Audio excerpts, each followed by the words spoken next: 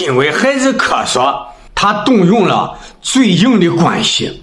你看看，这个老太太有个双胞胎的重孙子，因为小孩总是咳嗽，去医院看医生也没查出原因，一家人都在发愁，没有办法，老太太只好这样做。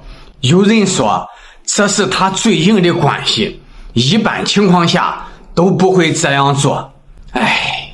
这就是爱，是一个老年人对孩子的爱。他这么一大把年纪，为了孩子的健康，他走路都晃晃的，还跪在地上磕头。家人们，咱不说这个方法好不好，我感觉老人的这个做法能感动无数人。有些事情我不知道大家信不信，就是小孩吓着了，总是发烧哭闹，去医院打针输液也不管，去找个老妈妈给孩子念叨念叨，睡上一觉就好了。